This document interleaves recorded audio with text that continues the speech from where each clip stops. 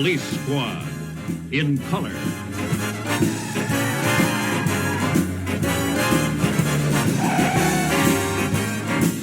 Starring Leslie Nielsen.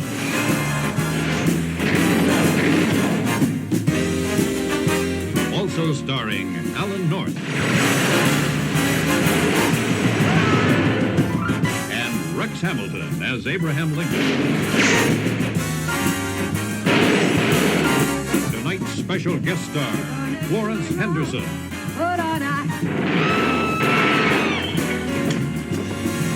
Tonight's episode, Terror in the Neighborhood.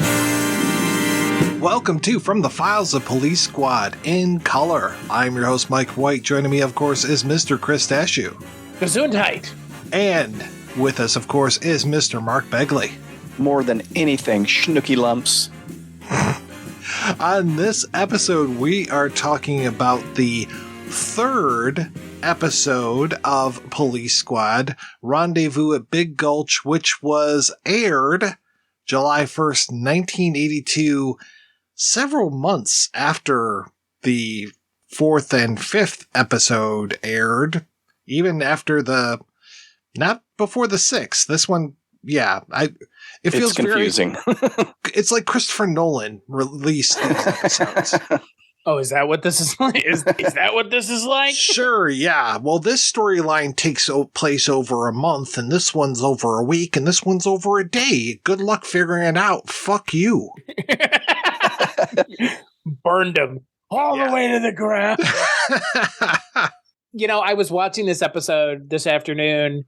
I was watching it with my folks, and they were like, well, I can see why this show didn't last. And I was like, yeah, it ran about 6 episodes. They really didn't have any faith in this show, did they? No. Shockingly little faith it was given to this show, which I don't understand, because even though this episode is kind of more of the same of the literalism, it's still really funny. It's pretty darn funny, and there's a lot of good jokes in here. And this one is one of those that, again, I remember it clear as day, the whole thing with the locksmith. And, of course, one of the greatest lines of all times, who are you and how'd you get in here? I'm a locksmith, and I'm a locksmith. Delivered perfectly in this. So good. That's one of the great straight man lines of his. It's delivered brilliantly. The beat between the Ima and Ima is just perfect. I had a fun time watching this one. No, it was great. And yeah, introduction of Nordberg as a character, which is fantastic. I was so glad to see Robert Costanzo and John Ashton in here as Leo and Rocky. Barely recognized John Ashton at first. This is like pre-Beverly Hills Cop. He's still got the long hair and stuff. But he plays a heavy really well. I mean, Robert Costanzo, he's made a living off of playing mobsters. I'm a huge fan of John Ashton from his time in Meet the Deedles, the Paul Walker, Steve Wormer, Bill and Ted knockoff from the 90s. Isn't that that's a deep pull. That's a movie you haven't even seen, Mike. That's right. I don't even know if Father Malone's seen that movie. No, I don't know. Mark Begley, have you seen that one? No. I thought you were going to say Meet the Feebles, actually. one of John Ashton's lesser roles. It's hard to picture him without his mustache. Right? Yeah. And in that movie, he plays the head park ranger at Yellowstone. Can't you just see him dressed up like that? Like, in everything else I've seen him in, he plays such a good hard ass. And it's interesting to see him here as a goon. Mm-hmm. He's very much a goon. Yeah. Yeah. So the plot of this one, as it were, is that there are mobsters who are shaking down various business owners in whatever city we are in. Yeah, there was a picture of a map. I didn't take note of it. I can't remember if it's this one or the next one where you've got the Eiffel Tower outside. I think it might be this one. It's this one, yeah. Yeah. When he's talking with the dance teacher. One of the first victims of being shaken down.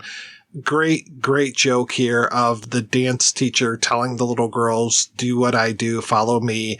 And then when she's getting beaten up, you cut to the little girls and they're doing their reactions of the teacher getting beat up. It's so good.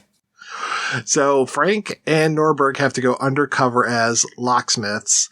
not Oxsmiths, by the way. One of the Another good one. God, what a groaner! That's a great one. Well, the Keister one is another good Yes. one. Those were the things that were keeping me going on this one. I'm like, okay, there's some name play, but these dad jokes are working for me. Oh, My little so Keister. good. The one that got me the most is when they're passing the paper back and forth, and it's like you have to have the paper so that you can say the next line. It's almost like the lines are on the paper. I really like that. When he says, oh, she's looking pretty rough, Frank, after the dance teacher's been beaten up, and he goes over and there's Quasimodo sitting there. Not that bad, Frank. Oh, excuse me, ma'am.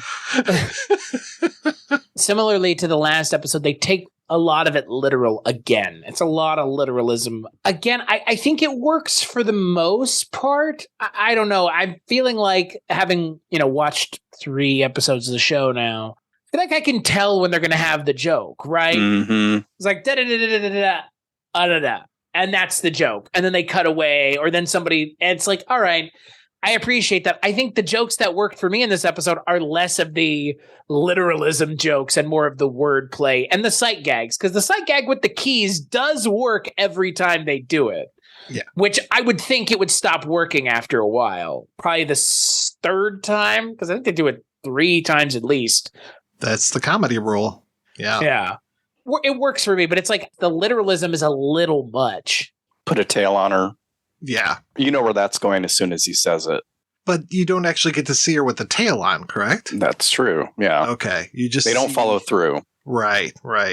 This one was written by a writing team of Nancy Steen and Neil Thompson, and they worked a lot together on things like Night Court, and I can't remember if they were together on Night Court.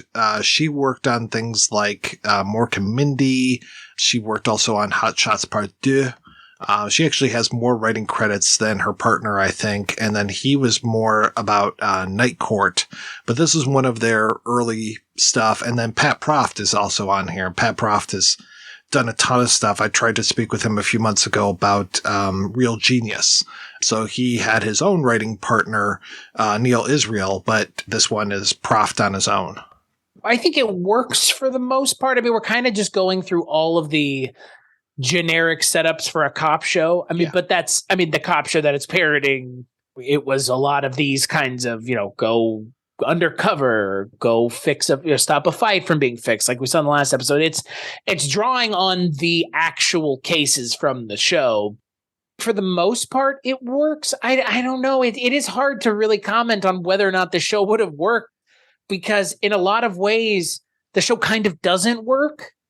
I don't know if that makes sense to you guys. It works almost in spite of itself in a lot of ways. Like, this kind of show should not have worked as well as it does, I don't think. And again, I think our opinion on how well it worked is going to vary from episode to episode, but this is a hard show to maintain the energy for 6 episodes. It really is. And it does show. I mean, there are parts of this where it does kind of just plod along a little. They're exhausting to watch in a way, because and maybe it's because I'm watching them for this, so trying to spot every gag, you have to hit pause or you're going to miss the next one. So scribble down your note. But even when I watched them a couple last year or something, it is exhausting to have joke upon joke upon joke. And it makes me think at some point it's going to wear really thin on the audience, and they're either going to have to cut that down and go more plot wise, which probably wouldn't have served the show much better. I know that everybody bemoans the fact that it only lasted 6 episodes, but if it had been, say, a 13 episode season, or God forbid a 22 episode, there's no way it would have lasted beyond 1 season. Either way, 6, 13, 22, whichever, there's no way to maintain this level of jokes. It's tough to watch 2 back-to-back sometimes. You're talking 50 minutes of just at least 50 jokes in those 50 minutes, if not more. It's rough work. It's hard. Well, I wouldn't go that far. This is tough, people. Come on, give us You some think credit. all we do is just talk about pop culture? I mean, we did talk a little bit on the last episode about why the show got canceled because they were like, well, the audience has to pay attention the entire time. And I get it. I mean, I get that sentiment. Yeah, I don't know. It is a very funny show, but it is, like you said, it is kind of exhausting to watch. And like you said, the plots themselves, which are just there to have a show, are so incredibly basic. Going undercover in a locksmith shop. I enjoyed all the stuff in the locksmith shop. I really liked that Nordberg was so into his job there. So good, yes.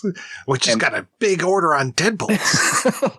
Filing it down and losing all the keys. Okay, this is a tangent, but I've read this before when I watched it in the past. Supposedly that old guy that he's helping is Billy Wilder. He looks like Billy Wilder.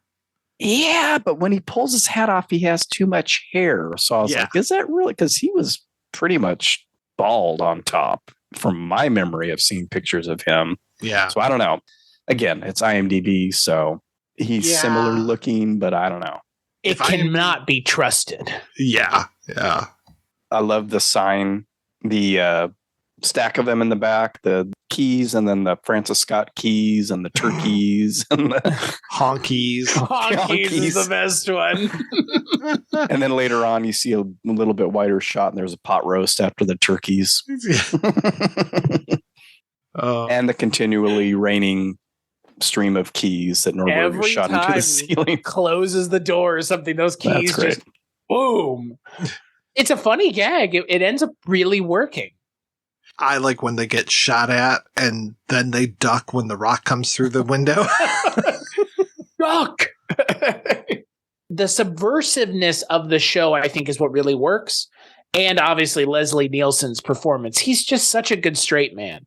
Straight man as the lead, obviously, which is pulling double duty. That's not easy. The straight man normally is not the lead. He just happens to be the straight man and the lead. It plays it so well that is the reason I am such a fan of this TV show and those movies is because of Leslie Nielsen. And the jokes are funny, but it's Leslie Nielsen's performance. I mean, he is Frank Drebin. Even if I know Leslie Nielsen was drastically different from that character, I can only imagine him really as Frank Drebin. Even in Airplane, like he's playing a different character, but it might as well be Frank Drebin, proto Frank Drebin in a lot of ways. There's one shot, it might be in the next episode, where he really kind of starts to mug a little bit. I was like, oh, that's the thing from Naked Gun that I didn't like, where he does a double take type of thing. And I'm just like, no double takes. You have to take this all 100% seriously. One thing I didn't talk about in the last episode is the whole thing about, because you kind of get a little bit of this here, the whole thing about when he was living with another man and how everyone in the neighborhood was talking about it and how he went off and got married and sure, you met her, but didn't really see the value in her. And you kind of start to get that a little bit with this whole Schnooky Lumps discussion when he starts to really talk about what Dutch is it? How, it felt for her to be crushed up against his manhood and all this stuff. And I'm like, that works so well for him to be so gay about things sometimes. Yeah, I was wondering if we were going to see that come back after that. His bit in the apartment in the first episode, I believe, where he's talking about his roommate. It just keeps talking about it. I mean, that is the thing about this show that would be hard to understand if you didn't watch the episodes before. I don't know. It's weird because it's like it effectively becomes like an in-joke, right? Well, it's one of those through lines, like the cigarette gag. Yeah. That has appeared in all 4 episodes, I believe. Or Mr. Olson, right? This time he's talking to the little girl about static electricity. Like when your mom takes a dress out of the dryer and the way that it clings to her. It clings to every curve. Yeah. And bring in those magazines you found under your father's bed. Oh, so good. We have a repeat of is it in this one or is it in the next one? where instead of Frank leaning over to talking to the intercom, Oh, yes. Hawken does. And I thought, oh, they're going to do something different. But no, it's the same gag talking to a dwarf. Yep. But I mean, are people going to remember, we're talking early 80s here. Are people going to remember that was a joke from the first episode? Is it a callback, or is it just, let's just kind of recycle stuff? I was expecting something different this time because we've done that joke. And yes, we've done the cigarette gag every time, but is that the point of that, to have it in every single episode? I'm assuming it's going to be in all 6, and maybe it would have been in all 13 or 22. I don't know. Chris and I, we talked a lot about this when we were watching Kolchak and when we were watching stuff back to back to back and like looking for themes and looking for, the mythology and all this kind of stuff. And it's just like, this is 10 years after Kolchak, but it still is this whole question of what would this have been like? And we got to see this, Mark and I, the first time around on television. And I mean, even now watching it off of DVD, it's like, well, what would this be like with the commercials back? How would those pauses in between the acts, how would that affect me? And how would it also affect me, a week or maybe even a month between episodes because they fucked around with the time line on this thing? How would that be if I see one in March and then the next time I don't see it is until July? Am I able to know, oh, they just use that gag? Even like from a commercial break, it's like, we're talking about, you can't keep that up. And it's like, well, would commercials add to that? Would they actually like give you a little bit of a breather, let you have that pause in between all of these jokes? Or would this just play better as a movie? I mean, are we going to reevaluate Naked Gun and be like, oh no, this actually worked very well? I mean, for me, it was just like, I've seen all these gags before. But I'm curious as far as like other people when they saw that who weren't familiar with Police Squad, did they just think that these were all brand new gags, and did they find it infinitely more funny than I did?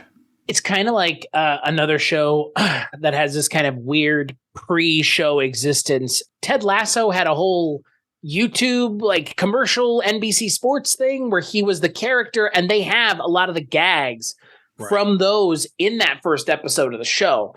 And I didn't know that the first time I watched it, and I saw it after the fact, and they were funny. But now in hindsight, it's like, that's a kind of lazy. It makes sense. That's what they initially got everybody's attention with. So why not include it? They did it kind of reverse here. It's the show, then the movies, I guess, whatever, how you want to look at it. Now it's going to make me question the jokes when they use them in the movies. Right. They're funny. I can already see the gags that show up again when they show up in the movies. I think they're done better in the movies. I think they do a good job in the movies of picking the stuff that does work from the show. But it's surprising the cigarette gag's not in the movies. It's not? Not that I can remember. It's definitely not in the first one. I will be looking for it for sure. Remember, there's no Johnny in the movies either. Ted, the guy in the lab, he's in like one scene and it's completely different. He's not a creep at all. He's just, I don't know, just kind of a dick. They do change the formula a little bit. I think they change it to maybe make it a little bit more palatable for the screen. Some of the jokes are kept in there completely. Like you got something on your face is 1 for 1. No, other side. It's 1 for 1. What's funny is if you look at that gag in the second and third episodes, that gag hasn't really worked as well since they did it the first time because they've done kind of riffs on it and it hasn't worked as well. Is it in this one where he has the long hair? It's the next one. In this one, he had run into a fire sprinkler. Right. Yeah. What happened to your fire face? sprinkler? Oh, yeah. Get it. I get it. Well, and who do we have Johnny talking to this time? Speaking of recurring gags. This one is a fireman, yeah. Talking about polyvinyl. It is just surprising that gag is left in the show and it doesn't make its way into the movie. Is that guy dead, maybe? No. Okay. He's still around, I think. Oh my gosh. Even. I don't think he's around now. He's no longer with us. Are you He was here probably now? 35 when they shot this. Yeah. He was born in looks 45. 1923. Oh. So He'd be 99. Yeah. He died in 2011. You know that off the top of your head? No, that's the internet. Oh. What? Yeah, I know. You probably thought I knew it, but yeah. I did. One of the last roles that he was in was Old Concession Worker in How to Lose a Guy in 10 Days. Wow. Mm-hmm. Go from Johnny in Naked Gun to concession stand worker. So he would have been 60 at the time of Police Squad. Wow. Holy Yeah. shit. Yeah. Well, he actually looked pretty darn good then. Yeah. Sheesh. So, and he definitely was working when the Naked Gun movies were made. Yeah. That was around the time that he was in Elvira, Mistress of the Dark, was one of the first ones of those. It's kind of surprising. Like, I know we talked about why we thought it didn't work because Right. it's kind of like a tonally out of Yeah. like place time wise, but like, Exactly. I don't know. Yeah, we'll have to see what other sort of out of time references there are in the movies. I mean, I know they do really try to upgrade them to be current day, you know, especially, I can't remember. Well, yeah, they've got obviously Queen Elizabeth II. I don't think they start getting into like the Saddam Hussein stuff until That's the the first. Hot Shots first one. movies. Oh, they have. They have the Ayatollah. Oh, wow. Yeah. They have Ayatollah, Gaddafi, Idi Amin in like the first scene of Naked Gun. Wow. Yeah, yeah. I It's haven't fucking seen it in weird. a long time. It's very weird. Where the show is right now, it is a cop show. The movie is not. The movie is sick. It feels so like imagining in my mind where we're going to get to tonally with the movie. I mean, this show is parroting, at least this episode is parroting James Bond. Mhm. Yeah. Yeah. I did really appreciate that with the cat. And then when he ducks down into frame. That was the best part. That was great. That was really funny. That's a good visual gag. Felt a little bad for Florence Henderson. She doesn't get to do a whole lot before she's shot in the credit sequence. I was really hoping for a little more. I want to say that there's some Wesson cooking oil on the counter where she's at. Yeah, there's a big jug of oil. This is like the coffee commercial, Chris. She was spokesperson for Wesson Oil. Yeah. Mhm. Saw those ads constantly. Oh, Does yeah. oil need? I don't understand why you would need a spokesperson for oil. Tangent here. What the fuck do you need to be convinced to buy oil for? Well, If it's you like, cook food, That brand, come on, Yeah. you know. I mean, it's like syrup. You know, everybody Right. wants syrup. Everybody's going to use syrup, but you have to use Aunt Jemima. all oil is created equally, and it's called Old Mill now, sir. Oh, my bad. I think it's Aunt Jemima's Old Mill and Uncle Ben. What the fuck is Uncle Ben now? I saw it at the Rice. store. It's like Ben's Choice or Oh, my. Ben. Yeah, you know, have you seen it, Begley? It's like it's. the I know same it got packaging. changed, but I don't know Yeah. what it's. Ben's was Choice changed or to. something. Yeah. I'm a I Mrs. don't know. It's just Butterworth weird. man, so Why does Wesson Oh. need? Why do you need an advertisement for oil? I'm just asking. I'm just asking questions. Nabisco needs to make that money, man. Until then, they just cook things with water. Yeah. Yeah, I'm gonna boil my food in oil. That's what we call deep frying. And yeah, fried. Oh, can you imagine that? Just cooking fried chicken in water, breading and battering fried chicken, and then putting it in Oh. boiling water. What a fucking what kind of crime against humanity is that? Mm. Jesus Christ! When I saw the thing with Florence Henderson, she shows up in the third movie towards the end. So Right. Is she cooking with Wesson Oil in the movie? no, she's. I want to say she's like That at would the be end. too dated by then. Yeah. She's at the end of the third movie.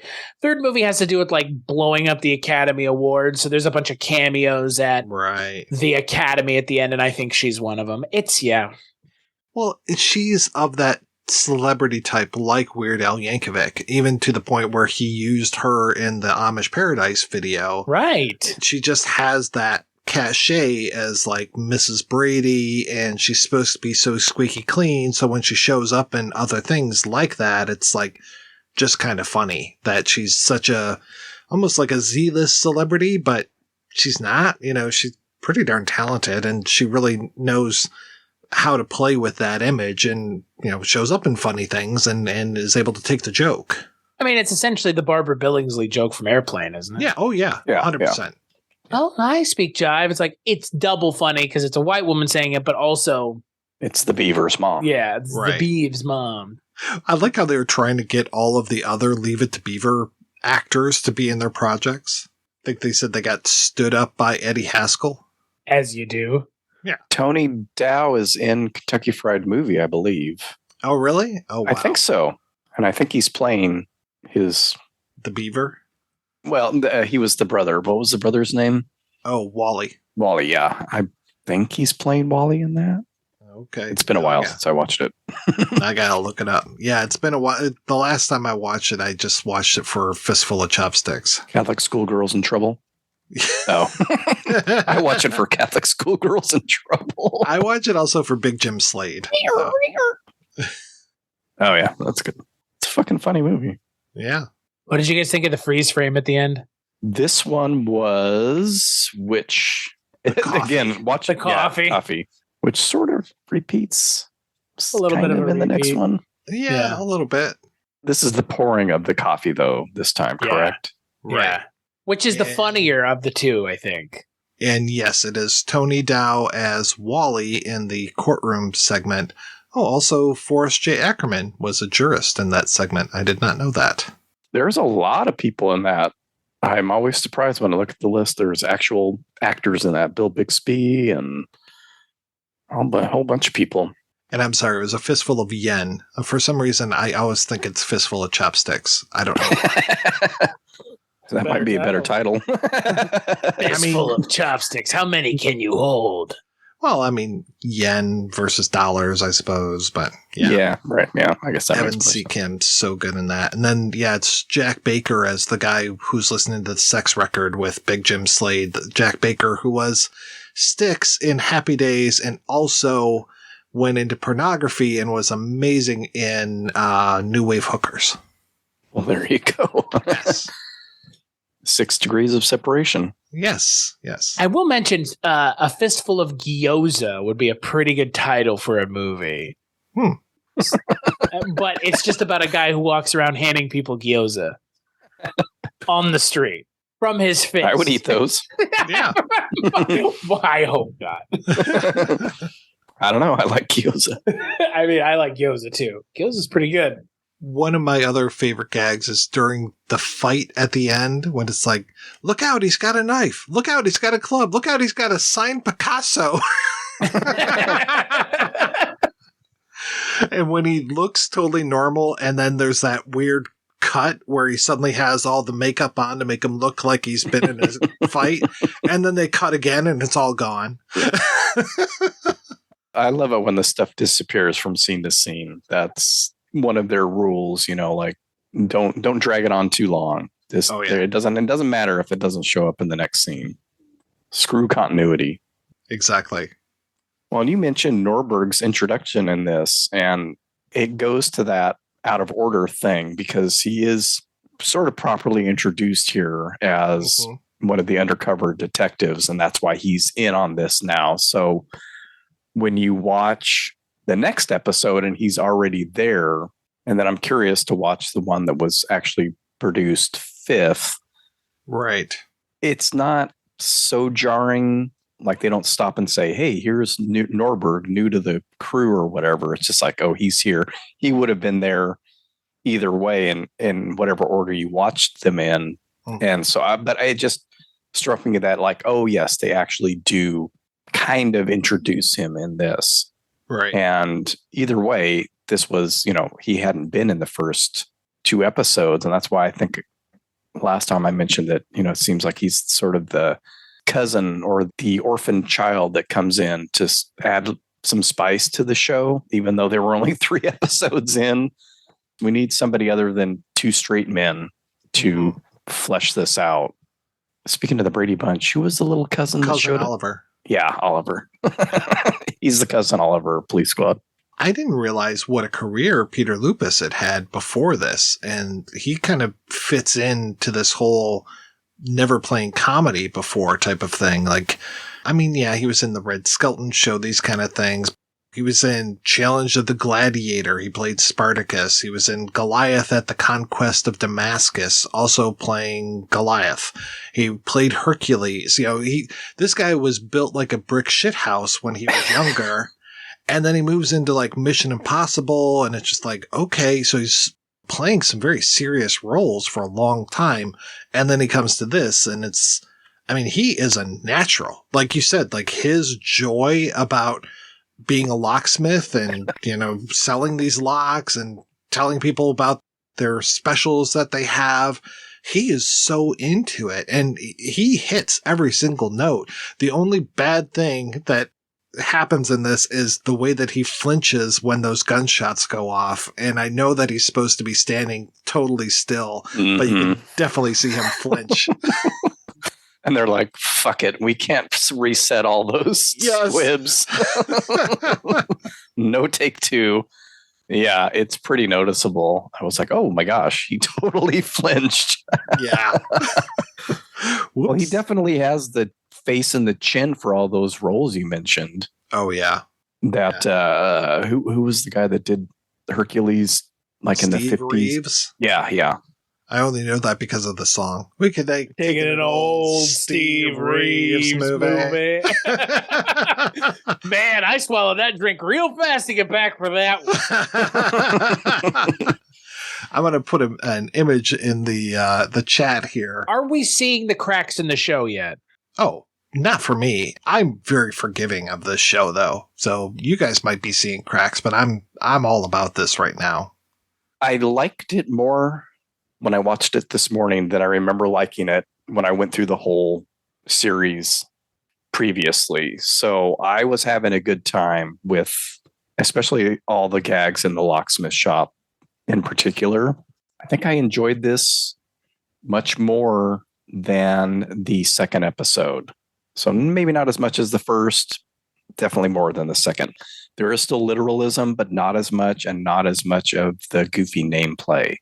I was going to agree. It's funny, we talked about Nordberg and the way he's introduced, and like, it feels a lot like when Jess and I did The Prisoner on the one season show where it was filmed out of order. And so the characters just kind of introduced and with no fanfare because the character had already been introduced. Mm-hmm. And it's like, wait, hold on.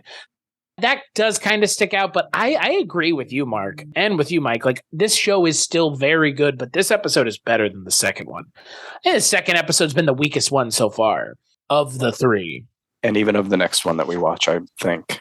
The one joke that I really liked was, and it sort of gets repeated, I think, in the next episode or something very similar, when the floozy comes in, the setup that Dutch sends, and she's ordering the 50 copies of her key, send 49 to the Chicago Bears. Why don't you bring the other one over? If you're paying attention, she doesn't say where she lives. So his next line is, it took me 2 weeks to find Stella's apartment because she didn't tell me her address. And I was like, that's great, because that is something in a show that they do crap like that, where they leave out information and you're just supposed to assume the person got it somehow. And they make a point of it. And I really love that. And also when he gets there and she shoots and there's the target on the door, which is a gag. But then when they cut back to it, it's, in a position where it's been shot. There's the follow-up gag to the first gag. So I liked that whole scenario with her. It's still really tight. All of these jokes are there for a reason. And for me, they just play out well. Yeah, I agree. I'm still having fun. Yeah. And I think a lot of the stuff in the key shop is a lot of the best gags in this episode. A lot of most of the episode takes place in the key shop. So there is that. Watching Leslie Nielsen when it's like the door is locked and he just slams himself backwards into the glass and opens up the key shop. That's all the good jokes in this episode for the most part revolve around something happening in the key shop or the locksmith. Gonna have to cough up the money. It's only $20. That for me is where this episode really shines, is anytime there, it's Frank and Nordberg in the key shop or the locksmith shop. I like it when he's taking care of them, the goons, the first time, and he blows on his knuckles. Yes. and the whole neighborhood is applauding and cheering him on. Why don't you stay in the street till Tuesday? That's when they pick up the garbage. All right, well, I would ask what we're all up to, but Chris, why don't you just tell us what we're all up to these days? Yeah, Chris. Talk for all of us. Talking monkey. You can find all three of us over at weirdingwaymedia.com, where all three of our main shows are, Mike's show being The Projection Booth, Mark's show being Wake Up Heavy, and my show being The Culture Cast. You can find those three shows along with this show and a whole lot others over at weirdingwaymedia.com. We will be back next time with a look at Revenge and Remorse, the 4th episode shot and the 4th episode aired. So figure that one out. Until then, go ahead and leave us a rating and review wherever you get your podcasts, hopefully over on iTunes. Let people know that people are actually talking about Police Squad and that we're doing a really good job.